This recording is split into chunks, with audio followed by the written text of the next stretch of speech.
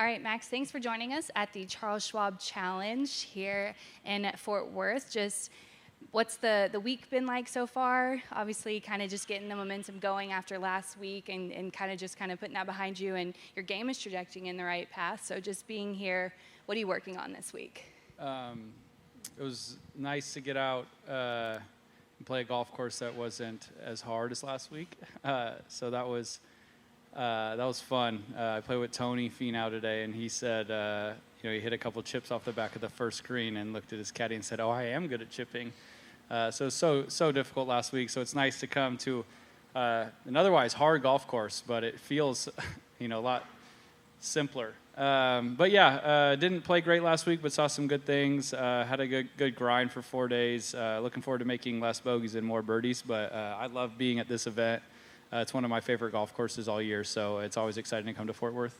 It's currently the longest standing non-major event on PGA Tour. Just overall, what does that mean to you? And like you said, this is a special event to you. Why is that? Yeah, the tradition here is cool. Obviously, Ben Hogan, Mr. Hogan, he's got his clubs here. Made this place. Them two are synonymous, and that's special. Obviously, we come to a lot of pretty amazing places out here, and we're lucky to play some tremendous golf courses, but you add some of that history to it, it makes it even more special. So it's always a cool vibe here. The city turns out really nicely for it. It has some meeting to the area, which is cool. And again, when you come to a golf course, you like and respect how it's laid out. That adds to, I think, a lot of people's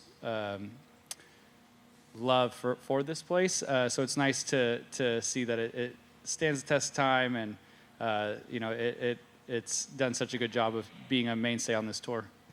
So talking about last week, you're saying, it was a very difficult course. There's someone that's joining you this week that kind of had a different story last week. He got the last exemption. Michael Block, just being around that atmosphere last week and what he did, just what does that mean for the game, and overall your thoughts on his performance? Yeah, it's awesome. I've known Michael for a little bit.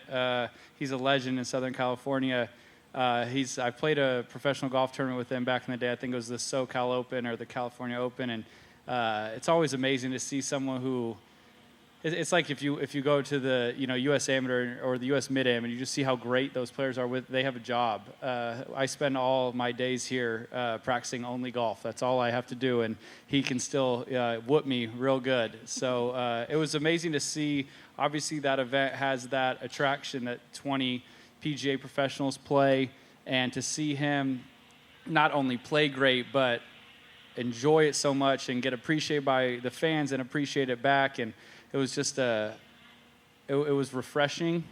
And man, that hole in one, I saw him today. I just said the hole in one on 15, I was kind of side-eyeing the TV and it looked fake. I don't think you could have written that one. Even Tin Cup didn't go quite that far. They made him hit 7 more balls before one went in. So that was pretty amazing.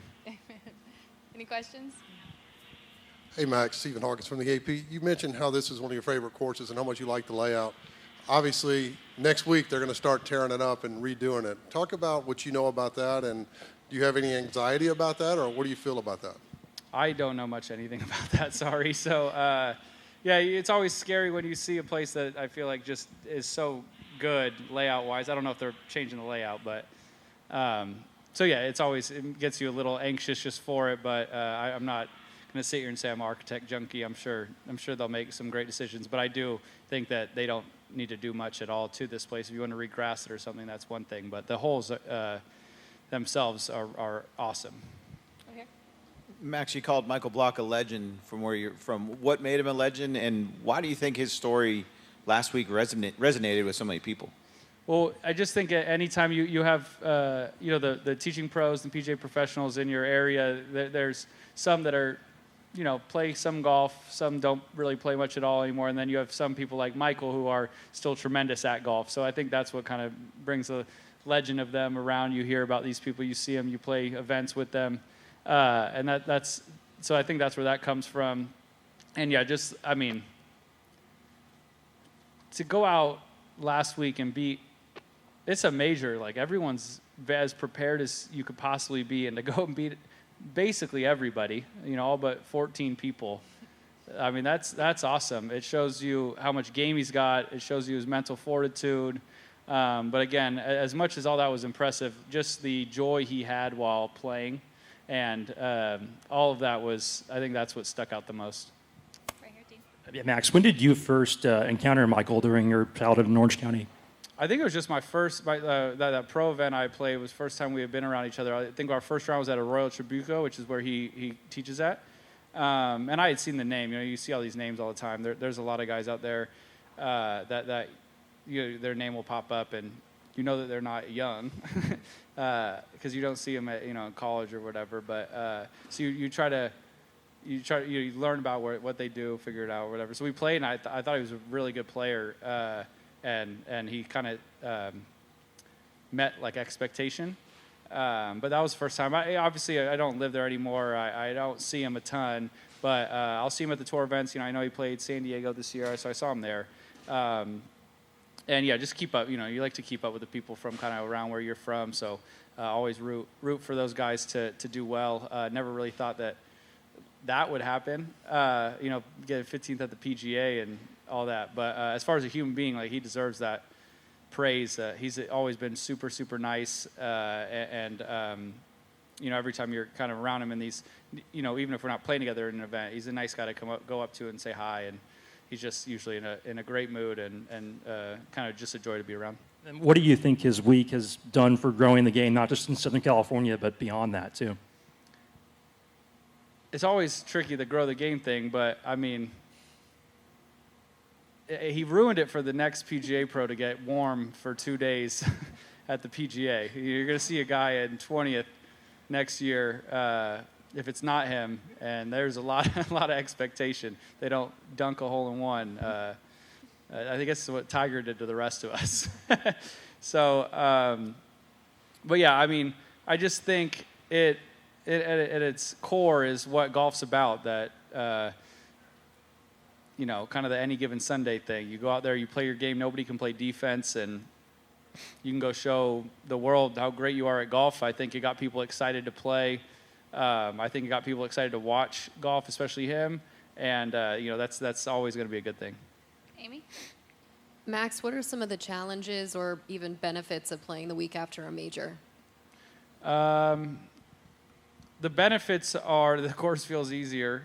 I don't know, it's tricky. Like after Augusta, I didn't have my game at Augusta, and then you go try to play that course for 4 days and find it, and that's just not ever really going to work too well. And you end up being so spent from the chase that I got to Hilton Head, and I just didn't want to be there, and I wanted to just go fix what I needed to work on. I just knew I needed a bit of time, and as much as missing that cut drove me crazy, it was nice to have a couple days to just be by myself and work on some stuff with my coach and just get to tinker a little bit and feel right again by the next week. But the benefits of it at times are you almost like in a good way let your guard down. You learn so much in majors. Last week I learned so much about what I need to improve on, not just physically but mentally, and I think this provides a great opportunity to work on those things. Everything's under such a microscope at a major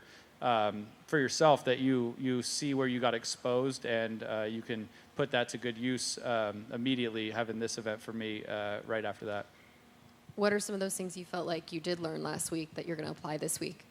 Yeah, just emotional discipline, just too reactionary to subpar swings or bad breaks or missed putts or whatever it may be, bogeys. And I'm sure, I do that. Well, I know I do that on regular weeks, but I think you can almost like overcome that at times. The courses aren't as demanding. The field's not always as good. So you can kind of like skate by here and there. You get a little bit, it's just not as heightened. So those are things you learn and you pick up on. Whereas, sometimes I played well at the Wells Fargo a few weeks ago, and I thought I kind of like found that emotional discipline. I thought I was so good, and then you realize, mentally, so good, and then you realize that my next tournament was the PGA. I was so excited about how I'd found a little bit there, and it's always something to work on. So it's nice to physically, you're tired after majors or whatever, but it's nice to get to go practice that this week and see it as a speed bump and not a brick wall. So, anything else? All right. Thanks for joining us. Thank you, Max. guys. Play well.